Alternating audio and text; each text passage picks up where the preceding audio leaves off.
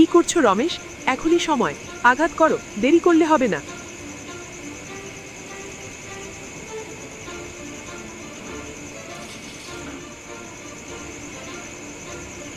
কোথায় বড়দা?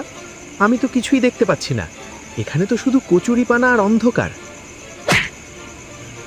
বড়দা, তুমি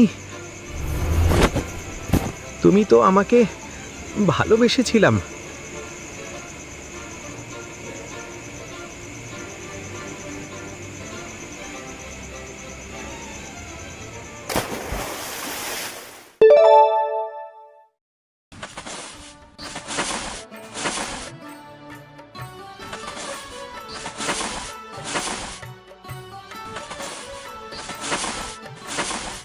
রমেশ, এভাবে আর কতদিন চলবে রে বাবা? তোর বাবা চলে যাওয়ার পর আমাদের এই জমিগুলোই একমাত্র ভরসা। তুই যদি এভাবে শুধু বসে থাকিস, সিধু একা কিভাবে কাজ করবে? মা, তুমি সবসময় একই কথা কেন বলো? সকাল হতে না হতেই কাজ আর কাজ। আমার শরীরটা আজ তেমন ভালো নেই, মাথাটা বেশ ধরেছে। তাছাড়া বন্ধুদের সাথে আজ একটা বিশেষ আলোচনা আছে, ওখানে আমার যাওয়া খুব জরুরি। বন্ধুদের সাথে আড্ডা দিলে কি পেট ভরবে বাবা? তোর ছোট ভাই সিধু তো তোর চেয়ে বয়সে কত ছোট। ও যদি একাই দিনরাত খাটে, তবে তুই বড় ভাই হয়ে ঘরে বসে থাকতে তোর লজ্জা হয় না? সমাজ কি বলবে? সমাজের কথায় আমার কিছু যায় আসে না মা। আর সিধু তো স্বেচ্ছায় কাজ করে, আমি তো ওকে করতে বলিনি। ও যখন পারছে তখন আমার যাওয়ার কি প্রয়োজন? মা, তুমি বৃথা বড়দাকে বকুনি দিচ্ছ কেন? বড়দার শরীর যদি ভালো না থাকে, তবে আজও বাড়িতেই বিশ্রাম নিক। আমি একাই মাঠের কাজ সামলে নিতে পারবো। তোমার আশীর্বাদ থাকলে আজ বিকেলের মধ্যেই সবটুকু জমি চাষ করা শেষ হয়ে যাবে। তোর মতো ছেলে হয় না রে সিধু। কিন্তু বাবা, তুই একা কতক্ষণ পারবি? রোদ বাড়ছে, শরীরটা টিকবে তো? তুমি চিন্তা করো না মা, পরিশ্রম করলে শরীর আরও শক্ত হয়। আর বড়দা তো আছেই, বিপদে পড়লে বড়দাই তো আমার ঢাল হয়ে দাঁড়াবে, তাই না বড়দা? হ্যাঁ হ্যাঁ, ওসব নিয়ে পরে ভাবা যাবে। এখন যা তো সিধু, আমার বন্ধুদের সাথে দেরি হয়ে যাচ্ছে। মা, দুপুরে যেন মাছের তরকারি থাকে, কাল রাত থেকেই খেতে ইচ্ছে করছে। মাছ কেনার টাকা কোথায় পাবো রে রমেশ? সিধু যদি আজ কিছু ফসল বাজারে বিক্রি করতে পারে, তবেই রাতের খাবারের ব্যবস্থা হবে। মা, আমি চেষ্টা করব কিছু সবজি বাজারে বিক্রি করে বড়দার প্রিয় মাছ নিয়ে ফিরতে। বড়দা, তুমি বন্ধুদের সাথে সাবধানে যেও। আমি মাঠে চললাম। সকাল সকাল ফিরে এসো, বেশি দেরি করো না।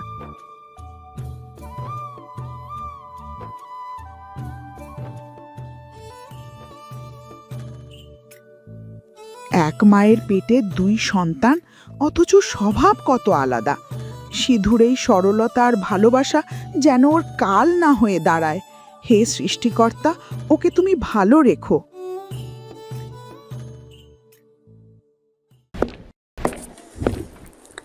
কি ভাবছেন এই কার্টুনগুলো কিভাবে বানাই? কোনো চিন্তা নেই। আমাদের অফিস এফএস ক্রিয়েশনে হাতে কলমে শেখানো হচ্ছে 2D অ্যানিমেশন। অনলাইন কোর্সে আজই জয়েন করুন।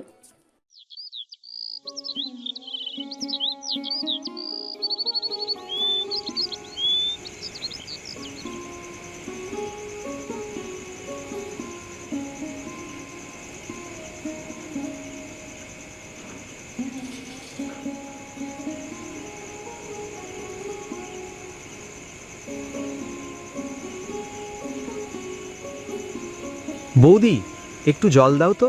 আজ বাজারে প্রচুর ভিড় ছিল, তাই ফিরতে কিছুটা দেরি হয়ে গেল। হ্যাঁ সিধু, এই তো জল নাও। তা আজকের বাজার কেমন হলো? কত টাকা পেলে সবজি বিক্রি করে? মা আর মিথিলা তো ঘরে নেই, পাড়ায় কারো বাড়িতে গেছেন। তুমি টাকাগুলো আমার কাছে দিতে পারো। আজকের বাজার খুব ভালো ছিল বৌদি, ফসলের দামও ভালো পেয়েছি। মা এলে সব টাকা ওনার হাতে বুঝিয়ে দেব। সংসারের জন্য কিছু নতুন বীজ আর সারও কিনতে হবে।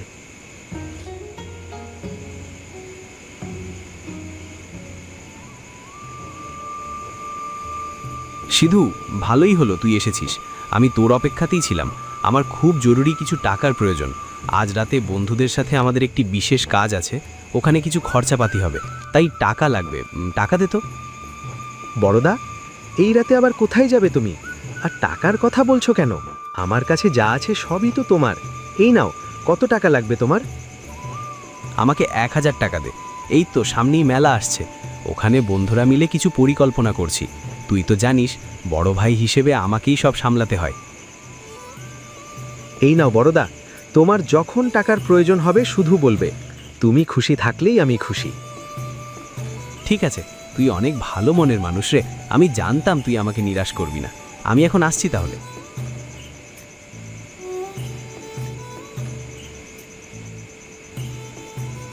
লোকটা কি একদমই বুদ্ধিহীন?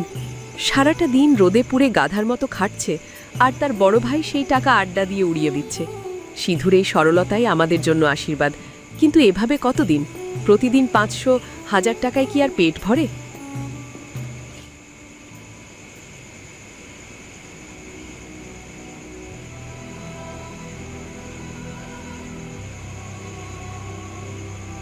দেখলে তো, তোমার ভাই কত সহজে টাকাগুলো দিয়ে দিল। ওর এই রোজগার তো আসলে আমাদেরই হওয়া উচিত। সিধু সারাদিন খাটে, সম্পত্তি বাড়াচ্ছে, আর একদিন হয়তো ও আমাদেরই এই বাড়ি থেকে বের করে দেবে। কি বলতে চাইছো গঙ্গা? সিধুর কোনোদিনই সাহস হবে না আমাদের বাড়ি থেকে বের করে দেওয়ার। আমি বলছি, এই খুচরো টাকা হাত পেতে না নিয়ে আমাদের উচিত পুরো সম্পত্তির ওপর অধিকার করা। সিধু দিনে দিনে যত উপার্জন করবে তত আমাদের ভাগ কমে যাবে। আমাদের বড় কিছু ভাবতে হবে রমেশ, এমন কিছু যাতে সব জমি আর ঘর শুধু আমাদেরই থাকে। এটা তুমি খারাপ বলনি, ভেবে দেখতে হবে কি করা যায়।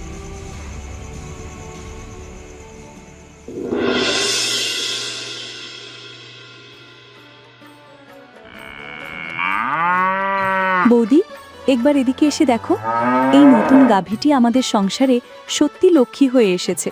সিধু বলেছিল এবার ফসলের ফলন এত ভালো হয়েছে যে এই গাভীটি কেনার পরেও আমাদের কাছে বেশ কিছু সঞ্চয় থাকবে। হ্যাঁ মিথিলা, দেখতেই পাচ্ছি তোমাদের তো এখন পোয়া বারো, যেদিকে হাত দিচ্ছ সেদিকেই সোনা ফলছে। আমাদের কপারে তো আর এসব নেই। ও মা, এসব তুমি কি বলছো বৌদি? আমাদের আবার আলাদা কি? বড়দা আর তুমি আছো বলেই তো এই সংসারে সবাই মিলে খুশি আছি। সিধু তো সব সময় বলে বড়দার আশীর্বাদ ছাড়া ও এক পাও চলতে পারবে না। আশীর্বাদ দিয়ে কি আর পেট ভরে রে ছোট? ওসব কথা থাক, তুই গিয়ে তোর লক্ষ্মীর সেবা কর, আমার কাজ আছে।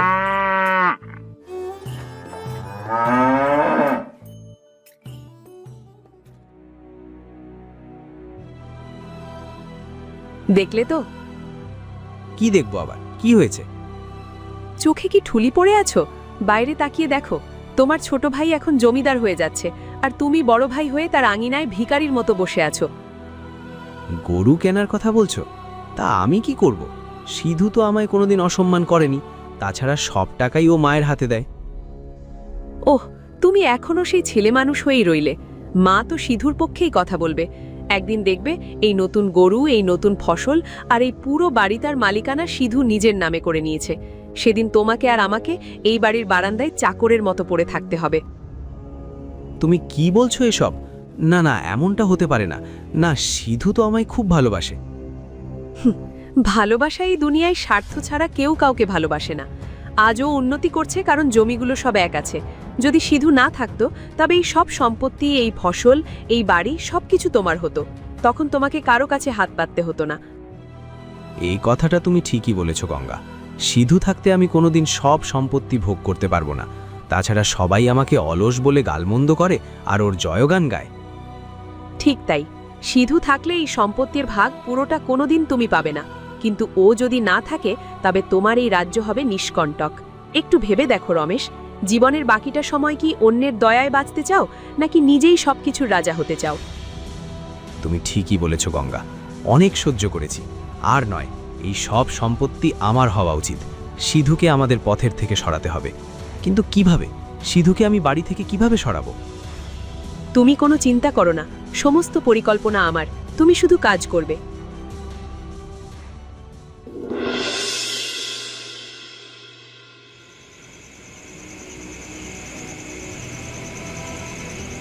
আর কতদিন অপেক্ষা করবে রমেশ? সুযোগ হাতছাড়া হয়ে গেলে সারা জীবন পচতাতে হবে।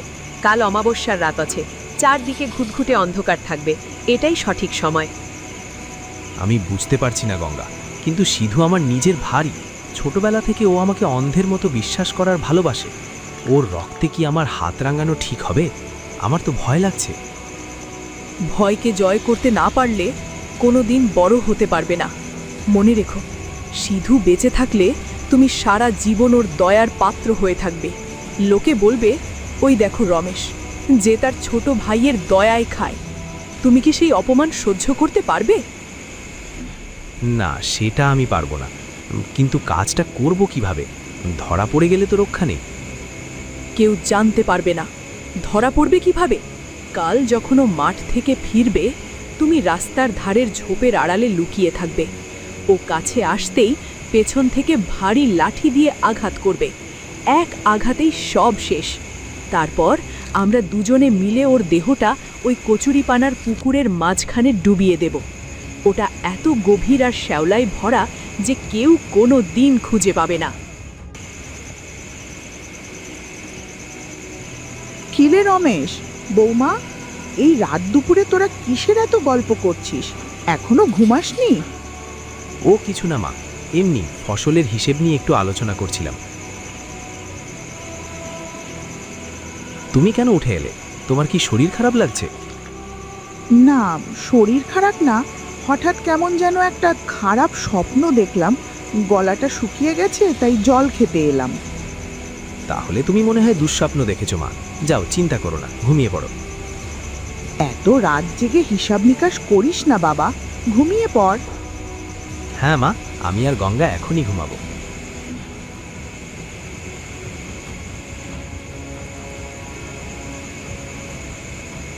শোনো, তাহলে ওই কথাই থাকলো, কালই কাজটা করতে হবে। ঠিক আছে, কাল রাতেই সব চুকে যাবে। সিধু আর আমাদের পথের কাঁটা হয়ে থাকবে না।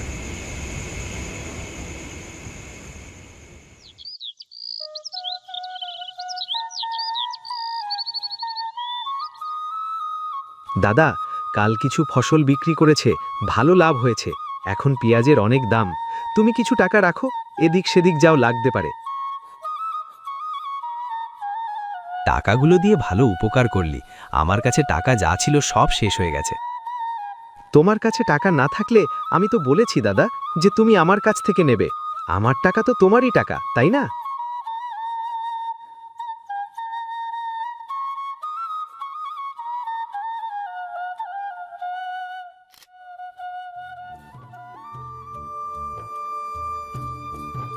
কই রে সিধু বাবা, কোথায় গেলি?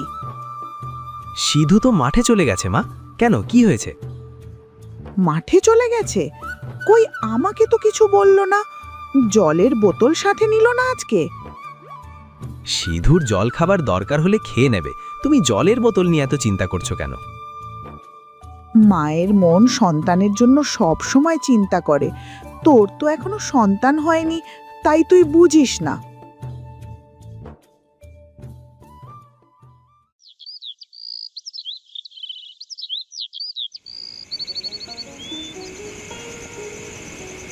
আজ বড় দেরি হয়ে গেল।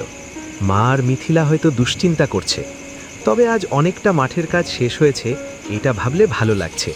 বড়দার জন্য বাজার থেকে পছন্দের মিষ্টান্ন নিয়েছি। ওটা পেলে বড়দা নিশ্চয়ই খুশি হবে।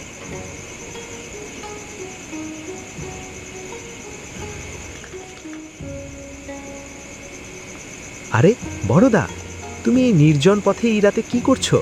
আমার খুব চিন্তা হচ্ছিল। তুমি কি আমার জন্য অপেক্ষা করছিলে? যাক, ভালোই হলো, চলো বাড়ি যাই। হ্যাঁ সিধু, ভাবলাম তুই একলা ফিরবি, তাই পথ পর্যন্ত এগিয়ে এলাম। শোন, এদিকে আয়। পুকুর পাড়ের ওই ঝোপের কাছে একটা অদ্ভুত জিনিস দেখলাম। মনে হয় কেউ আমাদের ফসলের ক্ষতি করার চেষ্টা করছে। কি বলছো বড়দা? এই রাতে আমাদের ফসলের ক্ষতি করতে আসবে কে? চলো তো দেখি। তুমি সাথে আছো, আমার আর কিসের ভয়? কি করছো রমেশ? এখনই সময়, আঘাত করো, দেরি করলে হবে না।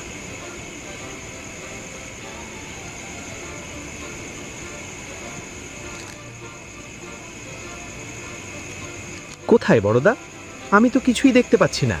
এখানে তো শুধু কচুরিপানা আর অন্ধকার। বড়দা, তুমি তুমি তো আমাকে ভালোবেসেছিলাম।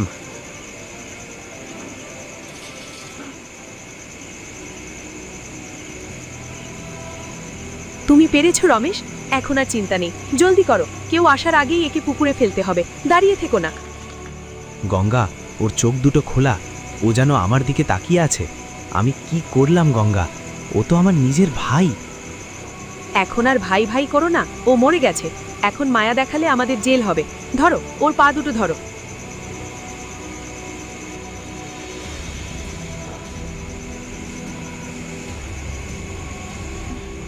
ব্যাস, সব পরিষ্কার। এবার চলো বাড়িতে গিয়ে এমন অভিনয় করো যেন আমরা কিছুই জানি না।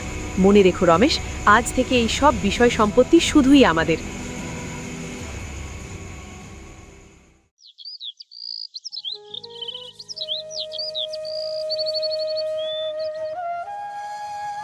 মা, আপনি কি কোনো খোঁজ পেয়েছেন আপনার ছেলের? কাল রাত থেকে বাড়ি ফিরল না। এমন তো কোনোদিন হয় না মা। আমিও তো সেই রাত থেকেই ভাবছি রে মা, সিধু তো কোনোদিন না বলে কোথাও যায় না। ওর মনটা যে কত নরম সে তো আমরা সবাই জানি। বাবা, রমেশ, ও রমেশ, আবার গিয়ে খোঁজ কর বাবা, সিধু কোথায় গেল? না, সকাল হতেই আবার শুরু করলে তোমার কথা। শোনে, রাতে তোকে অনেক খোঁজাখুঁজি করলাম। ওকে ছোট বাচ্চা হারিয়ে যাবে। তাছাড়া আমি কয়েকজনকে বলে রেখেছি সিধুর খোঁজ পেলে বলতে আমাকে। খেতে দাও তো, খেয়ে আবার দেখে যাই তোমার ছেলের খোঁজ পাওয়া যায় নাকি, দেখে আসি। বড়দা, আপনার ভাই কাল রাত থেকে নিখোঁজ। আপনি তো জানেন ও শুধু মাঠ আর বাড়ি, তাছাড়া আর কোথাও যায় না।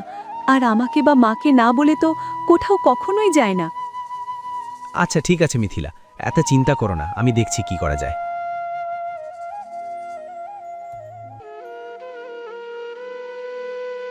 কি হয়েছে রমেশ? শুনলাম সিধুর কোনো সন্ধান পাওয়া যাচ্ছে না কাল থেকে।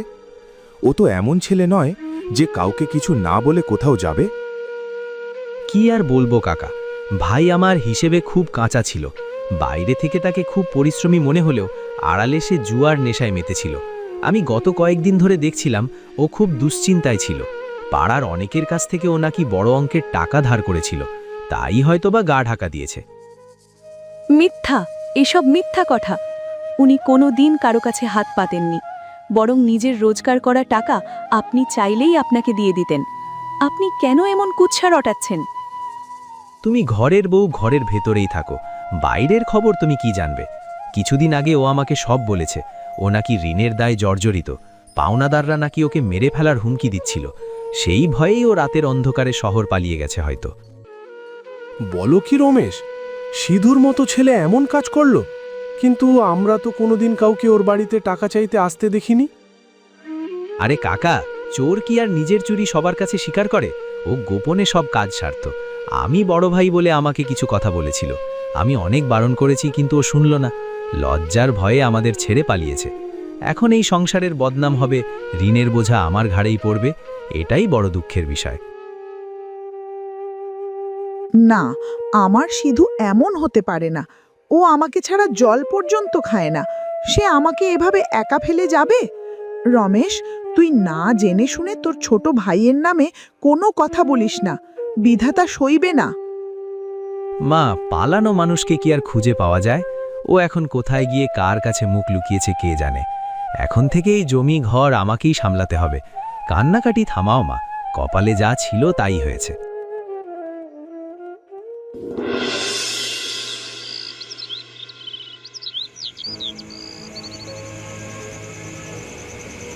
মিথিলা মা, বেলা তো পড়ে এলো। দেখ তো দূরে কাউকে দেখা যায় কিনা।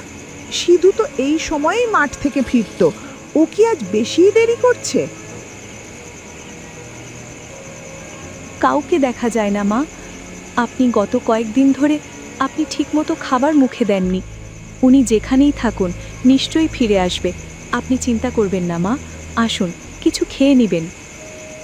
ও ভালো নেই মিথিলা, আমার মন বলছে আমার সিধু ভালো নেই। আর খাবার কথা বলছো তুমি, তুমিও তো মুখে কিছু দাও না। আমারও যে গলা দিয়ে ভাত নামে না মা, কি করব?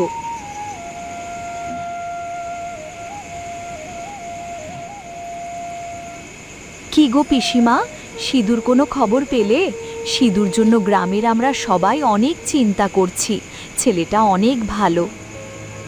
না গো, কোনো খবর পাইনি। আমার ছেলেটা যে কোথায় গেল কিছুই বুঝতে পারছি না। কাকিমা, ভালো মানুষের শত্রু বেশি থাকে। কোথায় গেছে, কেন গেছে, বিধাতাই ভালো জানে। ওরে সিধু, একবার ফিরে আয় বাবা। তুই না এলে আমাদের যে না খেয়ে মরতে হবে। তোকে ছাড়া আমি কিভাবে থাকবো? মাসি, কেবো না, সৃষ্টিকর্তাকে ডাকো, তিনি ঠিক একটা পথ খুঁজে দেবেন। আমি গেলাম।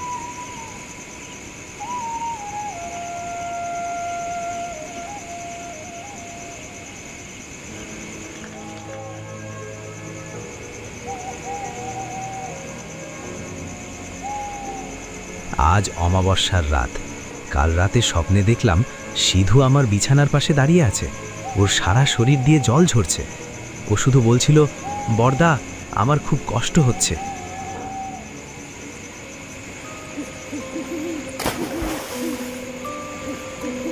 কে কে ওখানে? কিসের শব্দ?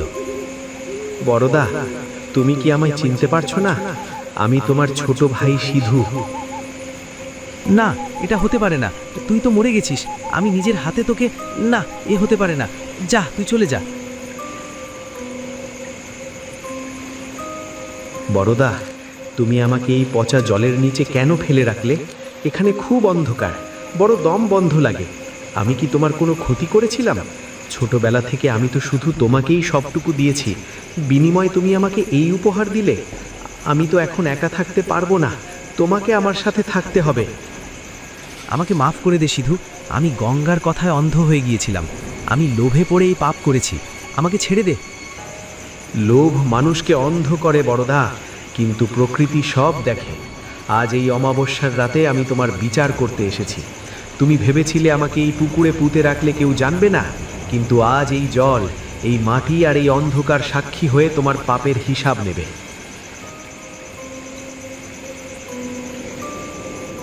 বড়দা, আমার দিকে তাকাও।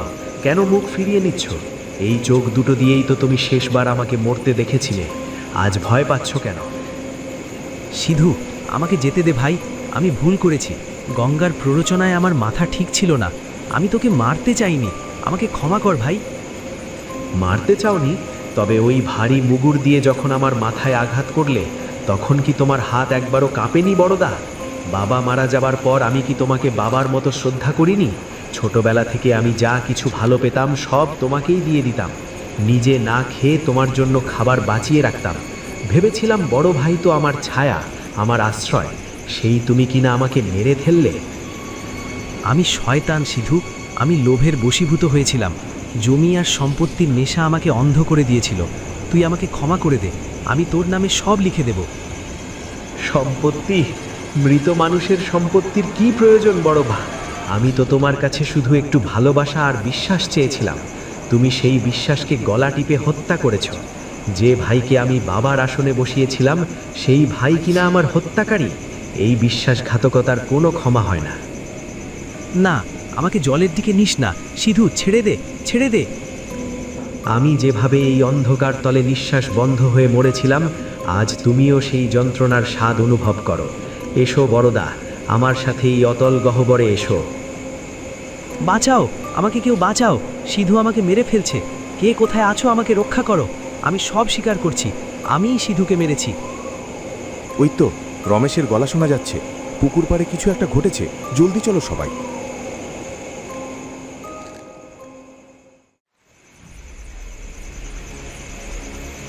কি রমেশ, শান্ত হও।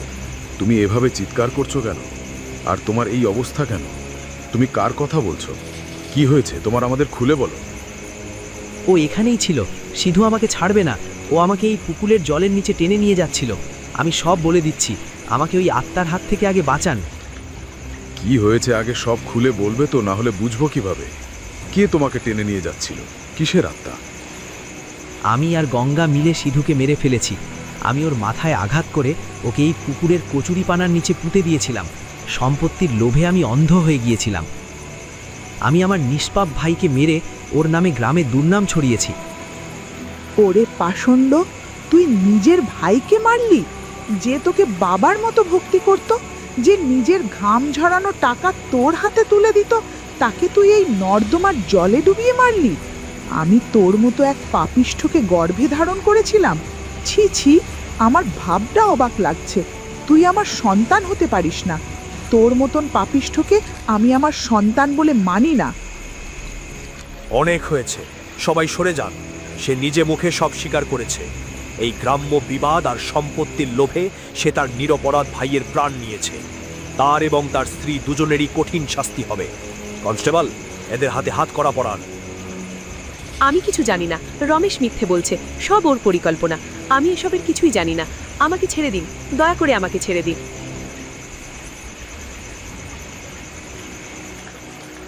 ওগো, তুমি কেন তোমার ভাইকে এত বিশ্বাস করেছিলে? কেন তাকে এত ভালোবেসেছিলে, বাবার জায়গায় বসিয়েছিলে? আজ তোমার অন্ধবিশ্বাসই তোমার জীবন কেড়ে নিল। আমি যে একা হয়ে গেলাম, আমার যে আর কিছুই রইল না। আমার সোনার সংসার ছারখার হয়ে গেল। এক ছেলেকে মেরে আর এক ছেলে জেলে চলে গেল। লোভ মানুষকে জানোয়ার বানিয়ে দেয়। লোভ কাউকে ছাড়ে না। মা, আপনার ছোট ছেলে জীবন দিয়ে বুঝিয়ে দিয়ে গেল, অতিরিক্ত বিশ্বাস আর ভালোবেসে কাউকে জড়িয়ে থাকতে নেই। কারণ মানুষ বদলাতে সময় লাগে না। মানুষের লোভ সব পবিত্র সম্পর্ককে ধ্বংস করে দেয়। অতিরিক্ত উদারতা অনেক সময় নিজের জন্যই কাল হয়ে দাঁড়ায়। আপনি সব জেনে বুঝেও আপনার বন্ধুকে নিয়ে এসেছেন। আমি তো বলেছি আমি এই গাছ বিক্রি করব না। আমার এই গাছটা ছাড়া আর কিছুই নেই। আমি আমার স্ত্রীর জন্যই তো এই বড়ই বেচি। যতটুকু দরকার ততটুকু আয় করি। আমার বেশি টাকা চাই না।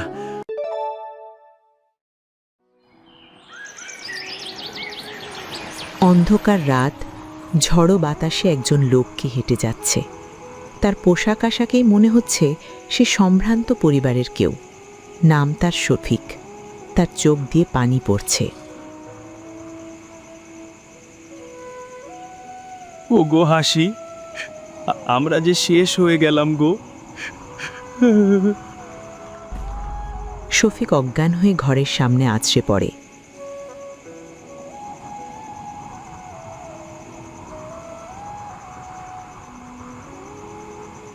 তার স্ত্রী হাসি ঘর থেকে ছুটে এসে শফিকের কাছে বসে।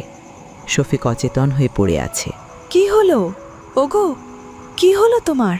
কে কোথায় আছো? আমাদের সাহায্য করো, সাহায্য করো। 10 বছর পর সাজনগর গ্রাম। রফিকের বাড়ির উঠোন। বাড়ির ছোট্ট বাগানে ফুল ফুটেছে। রফিকের মেয়ে রুনি ঝুড়ি নিয়ে ফুল তুলতে বের হচ্ছে।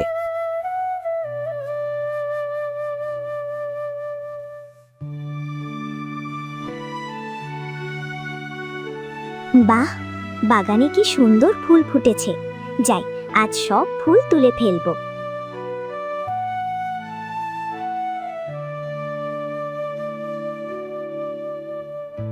রুনি, এ কি করছিস?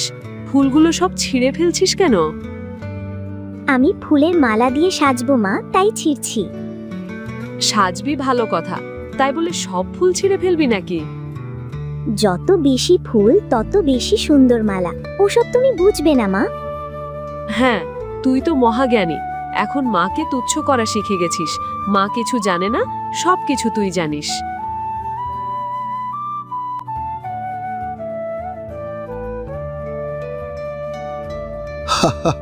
রহিমা, যত যাই বলো, আমার রুনি মায়ের কিন্তু খুব বুদ্ধি। হয়েছে হয়েছে, তুমি তোমার বুদ্ধিমতী মেয়েকে নিয়ে নাস্তা করতে আসো। খাবার ঠান্ডা হয়ে যাচ্ছে।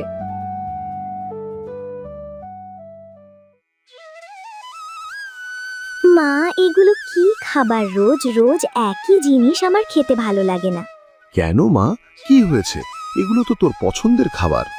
সে ঠিক আছে, তবে আমি তো বড় হচ্ছি। এখন তো আমার জন্য সকালের নাস্তায় ভালো ভালো খাবারের আয়োজন করতে হবে। মহারানীর শখ দেখো। কি খেতে চাস তুই সকাল সকাল? রুমালি রুটি আর মুর্গ মুসাল্লাম। সকাল সকাল উঠে তোদের জন্য যে এইসব খাবার বানাচ্ছি, এটাই বেশি। না, ওইসব মুর্গ মুসাল্লাম, তেল ঘিয়ে জবজবে খাবার, আমি ওগুলোর কথা বলছি না তো। একটু মৌসুমি ফলের সালাদ করতে পারো না? ওগুলো খেলে চুল আর ত্বক সুন্দর থাকে। কেন? তোর চুল তো ঠিকই আছে। কোথায় ঠিক আছে? আমার চুল তো আগের চেয়ে অনেক পাতলা হয়ে গেছে, আর চেহারাটাও কেমন যেন মলিন, কোনো জ্যাল্লা নেই। আমার মেয়ে তো ঠিকই বলেছে, মেয়েটার মুখ কেমন যেন শুকনো শুকনো লাগছে। আহারে, তুমি কাল থেকেই মেয়ের জন্য মৌসুমী ফলের সালাদ বানাবে, বুঝলে? আহা, মেয়ে বানিয়ে দিল আর বাবা নাচতে শুরু করলো। অত মৌসুমি ফলের সালাদ খেতে হবে না, প্রতিদিন যা পাচ্ছিস তাই বেশি। মা, আমার আর ভালো লাগে না। আমার সব বান্ধবীদের চুল ঘন চকচকে, কি সুন্দর, ফিতে দিয়ে বাঁধলে ফিতে খসে পড়ে, এত মোলায়েম। আর আমারটা তো শুকনো খড়ের মতো, আর আমার ত্বকে যেন কোনো জেল্লাই নেই। আমি চাই আমার চেহারায় সেই আলো আসুক, যেন সবাই তাকিয়ে থাকে।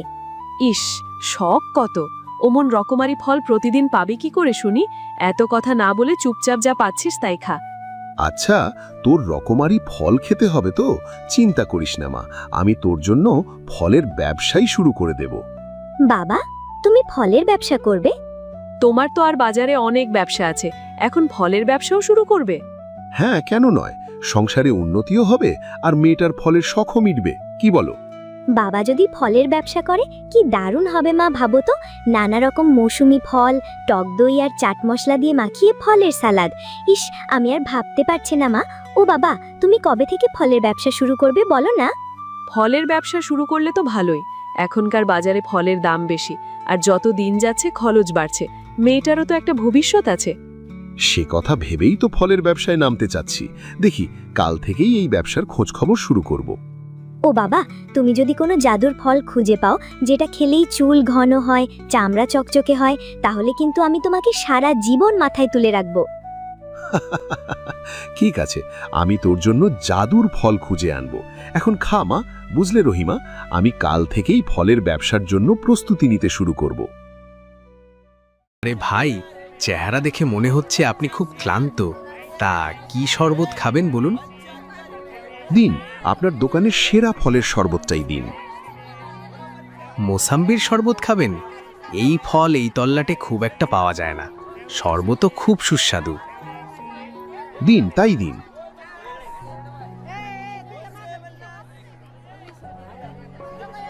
নিন ভাই, খেয়ে দেখুন মিষ্টি ঠিক আছে কিনা। প্রাণ জুড়িয়ে গেল, পিপাসায় গলা শুকিয়ে গিয়েছিল। তা ভাই, তুমি ফল কোত্থেকে আনো? আমি ফলের ব্যবসা শুরু করব বলে ভাবছিলাম। আমি তো পাইকারদের কাছ থেকে কিনে আনি। আপনি বাজারে গিয়ে তাদের কাছে খোঁজ খবর করুন, কোনো একটা রাস্তা তো অবশ্যই পাবেন।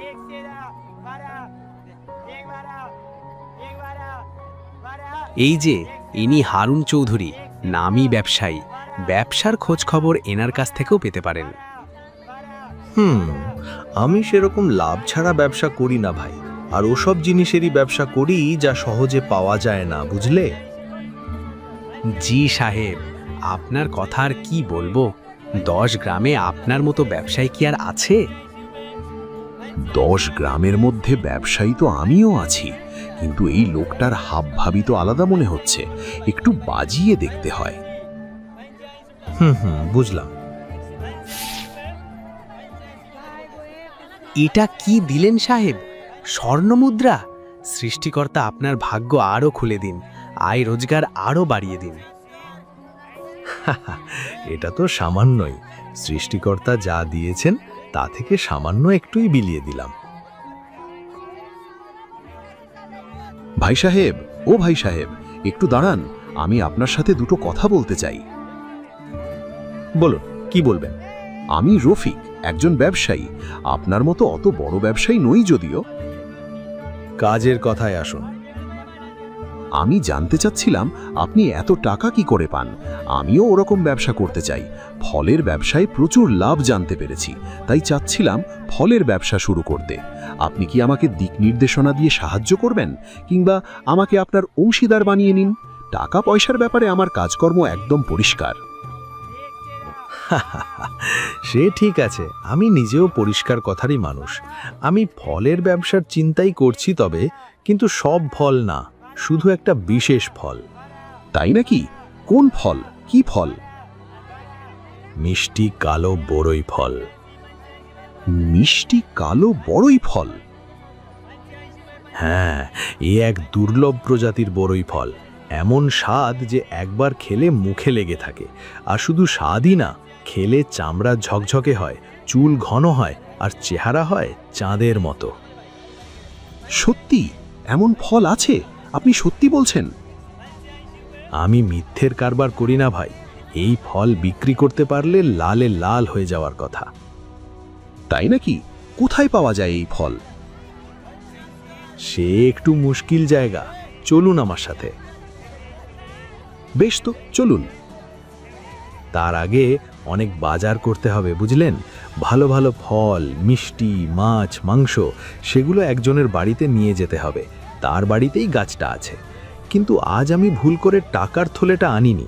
একটা স্বর্ণমুদ্রা পকেটে ছিল, সেটাই ওই শরবতওয়ালাকে দিয়ে দিয়েছি। ব্যাপার না, আমরা আরেক দিন যাব।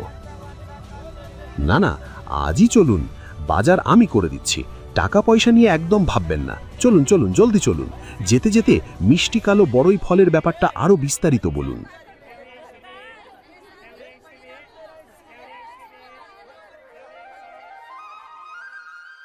করিমের জরাজীর্ণ মাটির ঘর, উঠোনে একটা পুরনো বড়ই গাছ, ডালে কালো কালো বড়ই ঝুলছে। করিম বারান্দায় বসে আছে। সামনে রফিক আর হারুন এক গাদা বাজার নিয়ে দাঁড়িয়ে আছে। হারুন সাহেব, আমি আপনাকে কতবার বলেছি আমার কাছে এসে কোনো লাভ হবে না। আমি এই বড়ই গাছ বিক্রি করব না। আহা, তুমি আগেই বড়ই গাছ নিয়ে ব্যস্ত হচ্ছ কেন? বাজারগুলো রাখো, রান্নাবান্না করো, খাওয়া দাওয়া করো। ঘুষ দিচ্ছেন? ছি ছি ছি, ঘুষ হবে কেন? আমরা একই গ্রামের মানুষ, খোঁজ খবর তো রাখতেই পারি, বাজার সদাই করে দিতেই পারি। যদিও আমার বন্ধু ভিন গ্রামের, কিন্তু তিনি খুব ভালো। কই রফিক সাহেব, কথা বলুন। না মানে, হারুন সাহেব তো বলেছেনই, আমিও আজ বলতে এসেছি। আপনার এই বড়ই গাছটা আমরা কিনতে চাই, অনেক টাকা দেব। যা বাজার মূল্য তার চাইতেও 3 গুণ টাকা দেব। হারুন সাহেব, আপনি সব জেনে বুঝেও আপনার বন্ধুকে নিয়ে এসেছেন। আমি তো বলেছি আমি এই গাছ বিক্রি করব না। ভাই, আপনার অবস্থা তো আমরা দেখছি। আপনার স্ত্রী অসুস্থ। এই গাছ বিক্রির টাকায় স্ত্রীর ভালো চিকিৎসা করাতে পারবেন। ভেবে দেখুন, 3 গুণ দাম। আমার এই গাছটা ছাড়া আর কিছুই নেই। আমি আমার স্ত্রীর জন্যই তো এই বড়ই বেচি। যতটুকু দরকার ততটুকু আয় করি। আমার বেশি টাকা চাই না। আমার স্ত্রীর চিকিৎসা যেভাবেই হোক আমি করাবো, কিন্তু আমার এই গাছ বিক্রি করে নয়। আমরা 4 গুণ দাম দেব। আপনারা চলে যান। গাছ আমি বিক্রি করব না, কিছুতেই না। এই মিয়া, তুমি তো ভালো লোভী। না হারুন সাহেব, আপনিই ভাবুন। 4 গুণ বেশি দাম দিতে চাচ্ছি, বেটা তাও গাছ বিক্রি করবে না। ঘরে আদমরা বউ ভাঙা ঘরে থাকে, আর বেটার ভাবের শেষ নেই। কি? আমার ঘরে অধমারা বউ? আমি ভাঙা ঘরে থাকি? বের হ বলছি। আজকে যদি তোমাদের মেরে হাড়গোড় ভেঙে না দিয়েছি, মেরে এই বড়ই গাছের সাথে লটকে দেব। ওরে বাবা, এ কি বিপদ! কত বড় সাহস! আমার বাড়ি এসে আমাকে ধমকে যায়। এই বেটার কাছে গিয়ে আর কাজ নেই। বেটা কিছুতেই বড়ই গাছ বিক্রি করবে না। তার চেয়ে ভালো ওরা যাদের কাছে বড়ই বিক্রি করেছে ওদের কাছেই যাই। ওরা নিশ্চয়ই কেউ না কেউ এই বড়ই খেয়ে গাছ লাগিয়েছে। হয়তো কেউ গাছের একটা চারা আমাদের দেবে। লাভ নেই, কোনো লাভ নেই। এই মিষ্টি কালো বড়ই এই মাটি ছাড়া আর অন্য কোনো মাটিতে জন্মায় না। কি বলছেন? এই রুক্ষ জমির মাটি ছাড়া এই বড়ই আর কোথাও জন্মায় না? আর কোথাও এই বড়ই ফলের গাছ নেই? না, নেই। সাধে কি আর বেটার পেছনে ঘুরছি?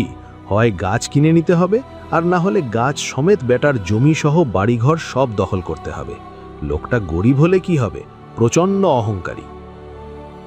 আচ্ছা, তাই বুঝি? হ্যাঁ, তাই তো। নকল দলিল তৈরি করতে হবে, এছাড়া আর কোনো উপায় নেই। এই কাজ আমি একা করতে পারবো না। যাকে এই মিষ্টি কালো বড়ই ফল আমার কপালে আর নেই। আমি চলি। দাঁড়ান, এখনই হাল ছাড়বেন না। আমি আছি আপনার সাথে। আপনি নকল দলিল তৈরিতে সাহায্য করবেন? এই জমির নকল দলিল তৈরি করতে কিন্তু অনেক টাকার প্রয়োজন হবে। শুধু তাই নয়, জমি দখলের সময়ও কিন্তু প্রচুর টাকা খরচ করতে হবে, যাতে করিমের ঝামেলা সামলা দেয়া যায়। আমার কোনো আপত্তি নেই। এমন লাভের জন্য এতখানি তো করাই যায়। আর ব্যবসায় সব চলে। টাকার চিন্তা করবেন না। যত টাকা লাগে আমি দেব, কিন্তু ওই জমি আমার চাই। আর সুযোগ পেলে সেটার ব্যবহার তো করতেই হবে। চলুন কাল সকালেই কাজ শেষ করি।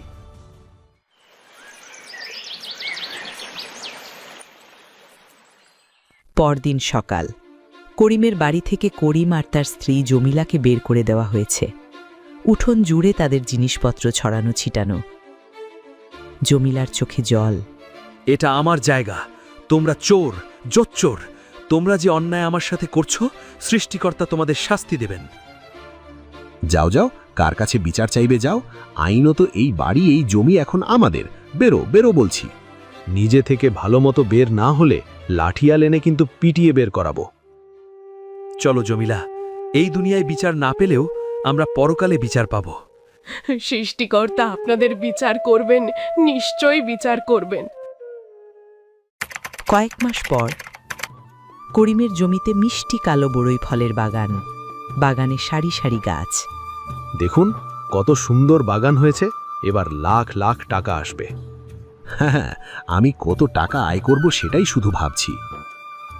আমি নয়, আমরা আয় করব। না, শুধু আমি আয় করব। মানে? মানে খুব সহজ। এই বাগান এখন শুধু আমার নামে। কাগজপত্র তো সেদিনই তৈরি করে ফেলেছি, আপনার সইও আছে। দেখতে চান? মানে তুমি নকল কাগজ তৈরি করেছো? হ্যাঁ, ওই গরিব লোকটাকে তুমি ঠকাতে পারলে আমি কেন তোমাকে ঠকাতে পারবো না? তোমার তোমার এত সাহস! রেগে কোনো লাভ নেই। তুমি চাইলে পঞ্চায়েত ডাকতে পারো বা আমার নামে নালিশ করতে পারো। ফলাফল যে ভালো হবে না এতটুকু বলতে পারি। তুমি তুমি কি ভয়ঙ্কর লোভী! ঠিক আছে, আমিও দেখে নেব।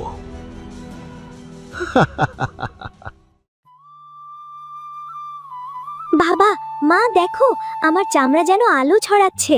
চুলগুলো এত নরম আর সুন্দর হয়ে গেছে। এই বড়ই তো আসলেই জাদুর ফল। না রুনি, তোর বাবা সত্যি জাদুকর, আমাদের স্বপ্ন পূরণ করে দিয়েছে। ঘরে এত টাকা, এত সমৃদ্ধি আগে কখনো দেখিনি। মাত্র শুরু। এই মিষ্টি কালো বড়ই ফলের জাদু আরও দেখবে।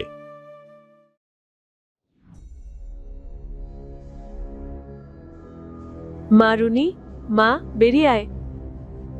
বেরিয়ে আয় মা, কি হয়েছে তোর? তোমরা চলে যাও, আমি এই চেহারা কাউকে দেখাতে চাই না। তুই বেরিয়ে আয় মা, আমরা দেখি কি সমস্যা হয়েছে। এ কি কি অবস্থা হয়েছে? এই কি হাল হয়েছে? বাবা, আমি কিছুই বুঝতে পারছি না। আমি আমি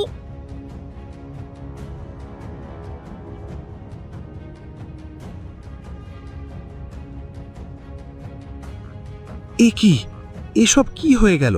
আমার মিষ্টি কালো বড়ই সব গেল কোথায়? আমি তো শেষ হয়ে গেলাম।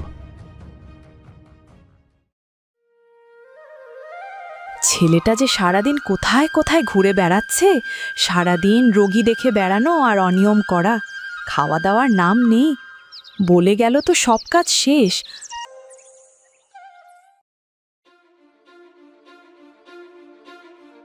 এ কি, তুই এখনো এই বেশে?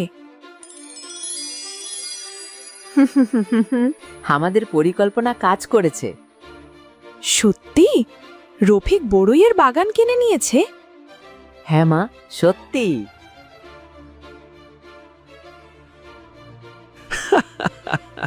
হাসিব, তোর পরিকল্পনা পুরোপুরি কাজ করেছে। রফিক চাচা একদম পথে বসে গেছে। খোঁজ নিয়ে এসেছি, লাখ লাখ টাকার বড়ই বাগানে বসে ফিপিয়ে ফিপিয়ে কাঁদছে। বেচারার পুরো টাকাই জলে গেল। বেচারা মিষ্টি কালো বড়ই ফলের দামে সাধারণ বড়ই বাগান করে একদম পথে বসে গেছে। আমার কথায় কত দামি দামি সার দিয়েছে। মিষ্টি কালো বড়ই চাষ করে ধনী হয়ে যাবে ভেবেছিল, কিন্তু এই কালো বড়ই ফল তো আমার ঔষধের কামাল। এর প্রভাব থাকবে 3 দিন পর্যন্ত। 3 দিন পর আবার আমার বানানো সেই বিশেষ ঔষধ গাছে না দিলে বড়ই বাবাজি সাধারণ বড়ই বাবাজিই থেকে যাবে। তোকেও খুঁজে পাবে না, ঔষধও পাবে না। না জানি বেচারার এখন কি হাল হয়। এবার না জানি কে সবুজ হয়ে গেছে। যেই সবুজ হোক না কেন, সব কিছুর দায় বর্তাবে রফিক চাচার উপর। সবই কর্মফল। 10 বছর আগে আমাদের সব জমি জায়গা রফিক অন্যায়ভাবে দখল করেছিল। তোর বাবা তো সেই শোকেই মারা গেল, আর আজ রফিক তার শাস্তি পেল। সবই রফিক চাচার অন্যায়ের ফল। শফিক চাচার সাথে অন্যায় করেছে। রফিক চাচা এখন বুঝবে মানুষকে ঠকানোর ফলের স্বাদ কি। বাবার ইচ্ছা অনুযায়ী আমি কবিরাজ হয়েছি। বাবা তো আর দেখে যেতে পারেননি। আমি রোগী দেখে বেড়াতাম, ঔষধ বানাতাম, আর সব সময় খোঁজ খবর রাখতাম। রফিক চাচাকে কিভাবে বাগে পাওয়া যায় সেই চেষ্টা করতাম। নানা রকম ছদ্মবেশে চাচার আশেপাশেই থাকতাম। ভাগ্যিস সেদিন শরবতের দোকানটায় বসে চাচার ফলের ব্যবসার ব্যাপারে জানতে পেরেছিলাম। সৃষ্টিকর্তাই আমাকে সাহায্য করেছেন। তাহলে কি বোঝা গেল?